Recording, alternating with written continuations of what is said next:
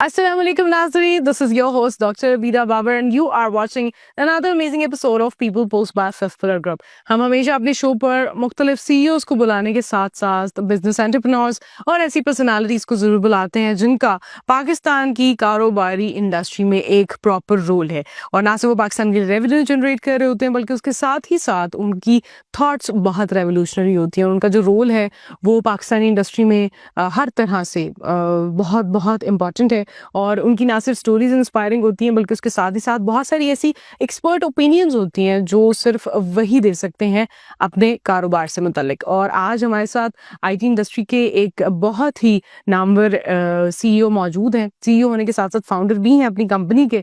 आपको अपने गेस्ट से मिलवाते हैं और फिर इनसे जानेंगे कि आजकल क्या ट्रेंड्स चल रहे हैं, कौन से ऐसी चीज़ें हैं जो कि आईटी इंडस्ट्री में आ जानी चाहिए या आई हैं तो वो कौन सी हैं, बहुत खुशाइन हैं और किस तरह से हम आगे 2030 तक कौन सी आईटी की चीज़ों में आगे जा सकते हैं। तो वेलकम करते हैं, हमारे साथ मौजूद है मिस्टर हामिद सईद जो कि फाउंडर और सीईओ हैं शाहरुख टेक्नोलॉजीज प्राइवेट लिमिटेड के। अस्सलाम वालेकुम and very warm welcome to the show. जी वालेकुम अस्सलाम and thank you very much for having me on your show. You welcome, it's a pleasure having you on our show. और मैं सबसे पहले तो ये जानना चाहूँगी कि आपकी जो कंपनी का नाम है ये बड़ा मुख्तलिफ है, शाहरुख, मतलब what does that actually means? अभी मैं बोल रही हूँ तो मुझे ऐसा लग रहा है जैसे मैं शाहरुख बोल रही हूँ। What is Shahrukh?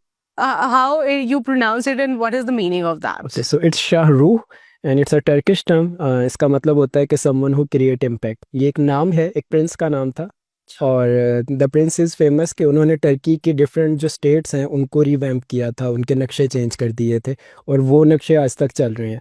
So he created an impact, a long lasting impact जो आज तक चल रहा है। वाह, दैट्स अमेजिंग। अच्छा, आपकी जो ये कंपनी है ये क्या सर्विसेज प्रोवाइड कर रही है? हम लोग आईटी सर्विसेज सॉफ्टवेयर डेवलपमेंट में डील कर रहे हैं। इसके अलावा हम अपनी कुछ आईटी प्रोडक्ट्स बना रहे हैं और इसके अलावा we are running a small private incubator जिसमें मोर देन 15 स्टार्टअप्स इस टाइम इनक्यूबेटेड है। ओह वाह, दैट्स अमेजिंग। अच्छा, आपने बात की कि बहुत सारे आईटी कह लें इनोवेशंस जो हैं वो आती हैं। आप क्या समझते हैं कि आपकी कंपनी की तरफ से कौन सा ऐसा कोई रेवोल्यूशनरी कह लें सॉफ्टवेयर या कोई ऐसी आईटी रेवोल्यूशन है ये जो कि आपको स्टैंड आउट करती है rather than any other company?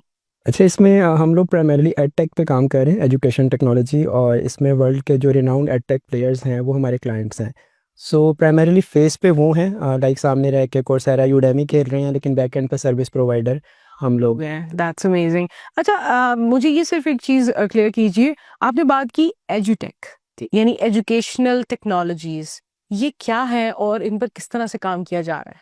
Okay, सो हमारे एजुकेशन सेक्टर में अभी तक भी काफ़ी सारी जो है वो पेपर इकोनॉमी चल रही है। हमारे जो क्वेश्चन आंसर बनते हैं वो अभी तक भी पुराने मेथड से बनाए जा रहे हैं। तो एजुकेशन टेक्नोलॉजी इस चीज़ की बात करती है कि हम टेक्नोलॉजी का इसमें ज़्यादा से ज़्यादा इस्तेमाल करें।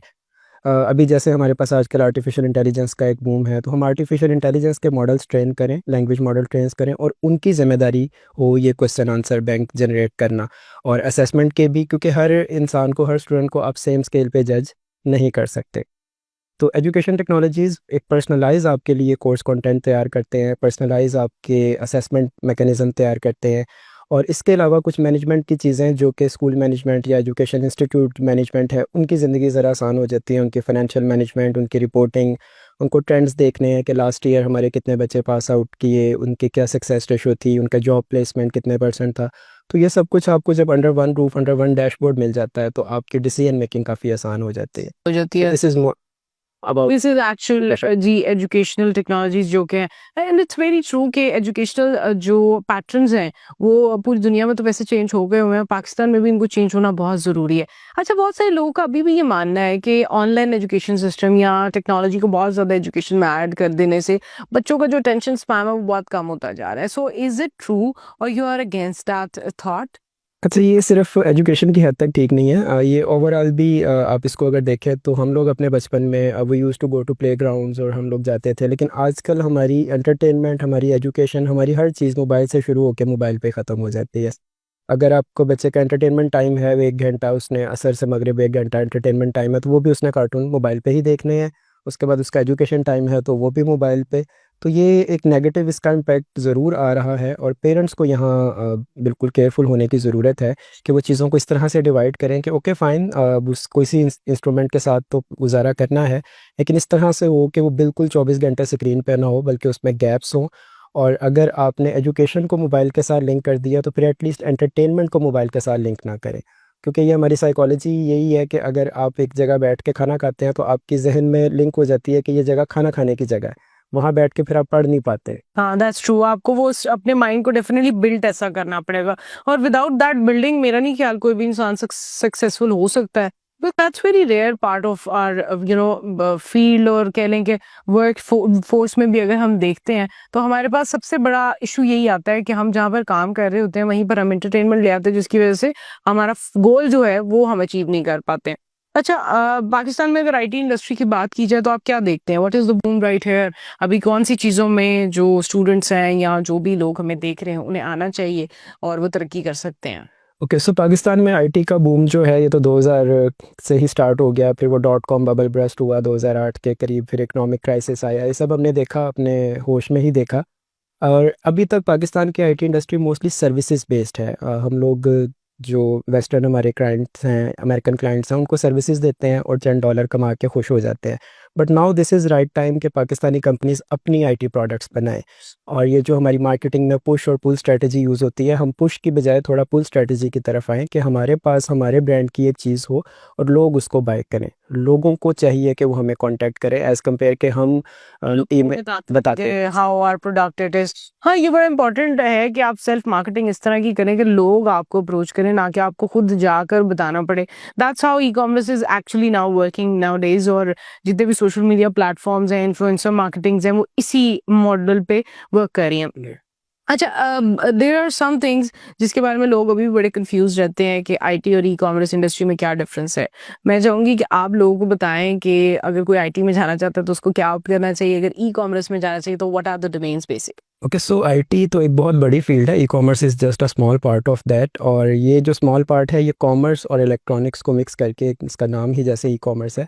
तो अगर तो एक स्टूडेंट इस तरह का है जिसके हाथ में ऑलरेडी कोई प्रोडक्ट है, लाइक उसका कोई फैमिली बिजनेस है इलेक्ट्रॉनिक्स का या हर्बल प्रोडक्ट्स हैं, एनीथिंग, और वो उसको ऑनलाइन सेल करने की कैपेबिलिटी रखता है, तो देन ही और she should go for e commerce. अगर उसको नई नई चीज़ें बनाने में, नए नए गैजेट्स बनाने का इंटरेस्ट है, आईटी की नेटवर्किंग साइड पे, उसको इंटरनेट में कोई ऐसा रेवोल्यूशन वो ला सकता है, कोई 6G इंट्रोड्यूस करवा सकता है, कोई 7G इंट्रोड्यूस करवा सकता है, वो बैंड विड्थ पे, फ्रिक्वेंसी पे, इस तरह की लाइक टेक्निकल चीज़ों पे काम कर सकता है, देन ही और she should go to the core IT field. और इसमें हमारे पास अभी तक जो 3 मेजर शोबे हैं वो आईटी, सीएस और एससी हैं। तो अगर तो you are more into like electronics और वो सर्किट्स और तारें जोड़ने में आपको मज़ा आता है तो you should go to IT. अगर आपको कोड लिखने में, कंप्यूटर की बिल्कुल बेसिक्स पे जाके मज़ा आता है काम करने का, you should go to CS और CE, computer engineering for that matter. और अगर आपको सिर्फ चीज़ों को डेवलप करके, ऑलरेडी एग्जिस्टिंग टूल्स को डेवलप करके उन पे राज करके मज़ा आता है, तो then you should go for SC. तो ये तो बड़ी एक सिंपल से बिल्कुल एग्जैक्टली, और बड़ा आपने कॉम्प्रिहेंसिव वे में बता दिया that these things are like that. अगर आपका इंटरेस्ट इस तरह का है तो you should go for that, and I guess बड़ी चीजें क्लियर है, मुझे भी समझ आ गई है मैंने क्या करना है। Although it's not the age और द टाइम ऑफ लाइफ कि मैं अब कुछ नया स्टार्ट करूं, बट डेफिनेटली आप कभी भी कुछ भी स्टार्ट कर सकते हैं। There are so many people जो बड़ी लेटर ऑन स्टेजेस में अपनी लाइफ में कोई चीज़ नई सीखना शुरू करते हैं और तलाश करते हैं, क्योंकि नई चीज़ें सीखने का जो सिलसिला है वो जारी रहना चाहिए, सो दैट आपका एक कह लें कि इंसान ज़िंदगी से उसी वक्त कह लें प्रॉपरली उसको एंजॉय कर सकता है जब वो नई से नई चीज़ें सीखता है। इस वक्त पाकिस्तानी आईटी इंडस्ट्री में आप क्या समझते हैं कि सबसे बड़ा चैलेंज आपकी कंपनी को क्या फेस करना पड़ता है? तो नॉट ओनली हमारी कंपनी, ओवरऑल इंडस्ट्री का चैलेंज यही है कि हमारी गवर्नमेंट ऑब्वियसली चाहती है कि एक्सपोर्ट्स बढ़ें, और सॉफ्टवेयर एक ऐसी चीज़ है जो एक्सपोर्ट्स को बढ़ाने में अहम किरदार अदा कर रही भी है और कर सकती भी है। लेकिन स्टिल अभी तक पाकिस्तान की आईटी इकॉनमी $5 बिलियन का मार्क क्रॉस नहीं कर पाई। तो उसके चैलेंजेस ये हैं कि हम जब फॉरेन क्लाइंट को या फॉरेन इन्वेस्टर को अपने बिज़नेस में ले आते हैं तो उसके लिए अभी तक हमारे पास रेगुलेशंस एग्जिस्ट नहीं करती। So we need to work a lot on policy side. और फिर पॉलिसी पाकिस्तान में बन बहुत अच्छी जाती है। मैं खुद पॉलिसी स्टूडेंट रहा हूँ, मेरा एमफिल पीएचडी पब्लिक पॉलिसी में है। बहुत अच्छी पॉलिसीज़ हम बना लेते हैं, but when it comes to implement them तो वहाँ हम अभी भी थोड़ा लैग कर रहे हैं। यानी पॉलिसी मेकिंग हो जाती है लेकिन उसकी इम्प्लीमेंटेशन पे थोड़ा सा काम होना चाहिए। काफ़ी काम करने की भी ज़रूरत है, और पॉलिसीज़ ऐसी बनाने की ज़रूरत है जो बिल्कुल ग्राउंड रियलिटीज़ के साथ अलाइन हो। अगर हम कोई ऐसे रियलिस्टिक अप्रोच नहीं होनी चाहिए towards that and I totally agree with that too, क्योंकि आपकी कुछ चीज़ें ऐसी होती हैं that you can organise that in a way और उसके बाद आप उसको बड़े आराम से लेकर चल सकते हैं, लेकिन डेफिनेटली आपके पास ऐसे एक्सपर्ट्स ओपिनियंस नहीं होते हैं जिसको आप डायरेक्टली लेकर चल सको, because no one can be master of everything.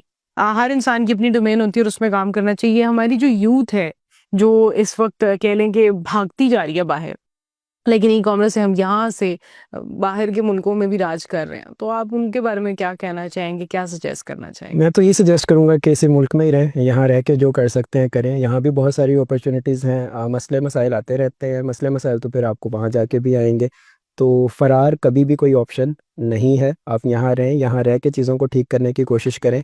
Even policy circles में जाएं। I work with like IGOs जो हैं, हमारी international government organisations. They welcome your opinion. ऐसा नहीं है कि आपकी बात सुनी नहीं जाती। They welcome your opinion, they try their level best to implement them. हाँ, बट अगर कोई ऐसी चीज़ है जो उनकी भी लिमिटेशन है तो obviously they can't do it, right? So you can talk like with ministries, with policy practitioners, with ADB, Asian development bank, world bank, और ये जितने भी हमारे पॉलिसी के की स्टेक होल्डर्स हैं, यहाँ रह के इनसे बात करें। जब आप डायस्पोरा बन जाएंगे या ओवरसीज़ पाकिस्तानी बन जाएंगे तो फिर तो आपकी राय वैसे ही आधी हो गई। तो आप एक टैग लग गया कि जी ये तो बाहर बैठ के बातें कर रहे हैं। तो यहाँ रहे, यहाँ रहकर आप डेफिनेटली बहुत चेंज लेके आ सकते हैं। डेफिनेटली आप जैसे और भी बहुत सारे लोग हैं जो IT में, ई कॉमर्स में एक बड़ा अच्छा नाम बना चुके हैं, और आगे जिस तरह से आपने बताया कि इंक्यूबेटर सेंटर में आपके पास ऑलरेडी बहुत सारे स्टार्टअप्स हैं जो कि डेफिनेटली आप उनको पुश भी कर रहे हैं, मोटिवेट भी कर रहे हैं टू ग्रो, एंड डेफिनेटली उससे पाकिस्तान की इकोनॉमी भी ग्रो करती है। As we reaching to the end of show as well, मैं चाहूँगी जाने से पहले आप कोई मैसेज पाकिस्तानी आवाम के लिए ज़रूर दें towards the IT and e commerce, क्योंकि बहुत सारे मिसकंसेप्शंस भी हैं, बहुत सारी फॉल्स होप्स भी हो जाती हैं, क्योंकि हर इंसान को लगता है शायद हम फ्रीलांसिंग करने लगे तो हम करोड़ों कमाने लग जाएंगे, ऐसा भी कॉन्सेप्ट आ गया हुआ है। So I want you to clear out the picture in front of the Pakistanis. Okay, so let's start from 2018। 2018 में पाकिस्तान में फ्रीलांसिंग का बहुत ज़बरदस्त किस्म का बूम आया और एक प्लेटफॉर्म लॉन्च किया गया डिजी स्किल्स के नाम से। That's a government based platform, government ने इसको बैक किया। तो इस प्लेटफॉर्म के आने के बाद मिलियंस ऑफ बच्चों को फ्रीलांसिंग स्किल्स सिखाई गई। So I was the person behind the idea of this platform. फिर इस प्लेटफॉर्म को लॉन्च किया गया, बड़े सारे अब मिलियंस ऑफ फ्रीलांसर्स हमारे पास पाए जाते हैं। लेकिन अब ये मिलियंस ऑफ फ्रीलांसर्स के आने से हुआ ये है कि मार्केट सैचुरेट हो गई है, बहुत ज़्यादा लोग अब उसमें आ गए हैं। So you need to work on new skills. अगर आप न्यू स्किल्स सीखते रहेंगे, अभी आजकल जैसे AI की चीज़ें आ गई हैं, अब AI को भी प्रॉम्प्ट देने के लिए आपको अगर प्रॉम्प्ट इंजीनियरिंग आती है तो आपका बहुत ज़्यादा स्कोप है। आप अभी भी बहुत सारी चीज़ें कर सकते हैं, आपकी अभी भी मार्केट में बहुत ज़रूरत है। इसके अलावा AI के ज़रिए से जो वीडियो मेकिंग है वो एक बहुत अच्छी चीज़, अभी भी एक अपॉर्चुनिटी अवेलेबल है कंटेंट क्रिएशन वाली साइड पे। So there are lot of opportunities. मशवरा यूथ के लिए यही है कि लगे रहें, बहुत अच्छी फील्ड है, अपना लोहा मनवाने की कोशिश करें और थोड़ा सा फॉलो करें उन लोगों को जिन्होंने ऑलरेडी अपना एक मार्क बना लिया है। आपने जैसे भी E-कॉमर्स की बात की, पाकिस्तान में E-कॉमर्स के 2-4 बहुत ज़बरदस्त किस्म के नाम हैं, चलतन pure is one of them. तो आप उनको फॉलो करें कि उनका जर्नी क्या है, उन्होंने ये चीज़ें कैसे अचीव की। ऑब्वियसली सेम सारे इशूज़ उनको भी आए होंगे, प्रोडक्ट को वाइट लेबल करने का इशू उनको भी आया होगा, रेगुलेशन सारी उन्होंने भी फेस की होंगी, किसी भी चीज़ के लिए जो सर्टिफिकेशन चाहिए, ISO सर्टिफिकेशन चाहिए या कोई भी, वो ये मसला उन्होंने भी फेस किया होगा। तो बजाय कि आप पहिया नए सिरे से ईजाद करें, वो लोग ईजाद कर चुके हैं, आप उनसे सीखें। बिल्कुल, बहुत बहुत शुक्रिया हामिद साहब, आप हमारे शो पर आए हैं। नई टेलीविजन होप जिस तरह से आप अभी पाकिस्तान के लिए रेवेन्यू जनरेशन के लिए एक बहुत इंपॉर्टेंट काम कर रहे हैं, आगे भी इसी तरह करते हैं और सक्सेसफुल हैं। Thank you so much for coming to our show. आपने देखा हमारे साथ हामिद सईद साहब मौजूद थे, फाउंडर और CEO हैं शाहरुख टेक्नोलॉजीज और प्राइवेट लिमिटेड के, और साथ ही साथ इतने सारे काम कर रहे हैं कि आप इनकी अगर जर्नी को देखेंगे तो आपको पता चलेगा कि there are so many things जो कि एक शो में कंप्लीट करना बिल्कुल भी पॉसिबल नहीं है। बट इसी तरह की इंस्पिरेशनल पर्सनालिटी से मिलते रहने के लिए people post by 5 pillar group को फॉलो करते रहिए। अपनी मेज़बान डॉक्टर अबीरा बाबर को इजाज़त दीजिए। अपना और अपने इर्द गिर्द तमाम लोगों का बहुत बहुत ख्याल रखिए। आपका और हम सबका अल्लाह हम नासिर।